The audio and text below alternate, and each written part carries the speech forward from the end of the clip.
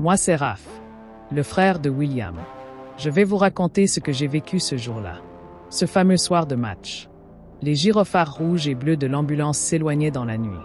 William était inconscient et je ne pouvais pas m'empêcher de ressentir une peur grandissante.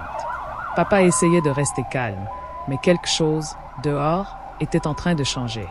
On pensait que tout rentrerait dans l'ordre, que Will serait soigné et qu'on pourrait rentrer chez nous comme si de rien n'était. Mais cette nuit-là, c'était le début de la fin. Le soir où mon frère a été transporté à l'hôpital, tout semblait calme. Mais nous avons commencé à observer d'étranges comportements dans la rue. Plusieurs personnes déambulaient au milieu du chemin.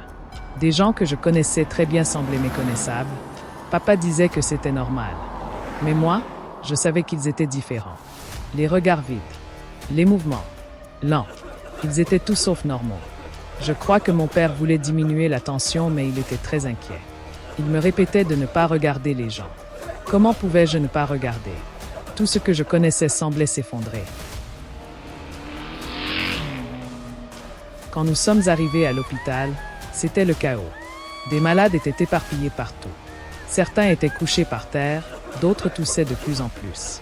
Mon père murmurant « Raph, reste derrière moi. On prend Will et on sort. » Je voyais dans les yeux de mon père qu'il était terrifié. L'air était lourd, rempli d'une odeur de médicaments et de quelque chose d'autre. Quelque chose de pourri. Quelque chose de mort. Il y avait des gens malades partout. Il était impossible d'obtenir de l'information. Nous cherchions partout, mais William n'était nulle part.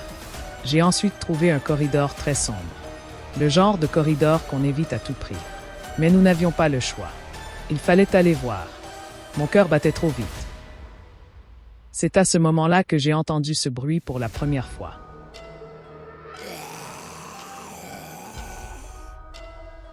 Un grognement que je n'avais jamais entendu avant.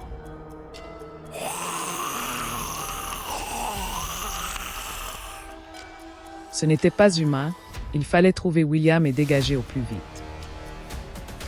Mon frère était dans une petite chambre à l'étage. Quand on l'a trouvé, il était inconscient, mais vivant. Papa l'a porté, et on a commencé à descendre en direction opposée du grognement. J'étais curieux, mais il était hors de question que j'aille voir ce bruit de plus près. Nous sommes sortis de l'hôpital avec Will dans nos bras. Nous avons sauté dans la voiture et mon père a mis les gaz à fond. De retour à la maison, je ne savais plus du tout quoi penser. Je n'ai pas eu le temps de réfléchir très longtemps que quelque chose attira mon attention par la fenêtre. On dirait que cette chose s'approche de la maison. Il m'a vu.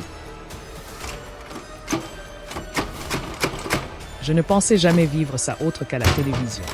Les gens sont réellement en train de se transformer en zombies. Nous sommes encerclés par ces créatures du mal. Il faut faire quelque chose.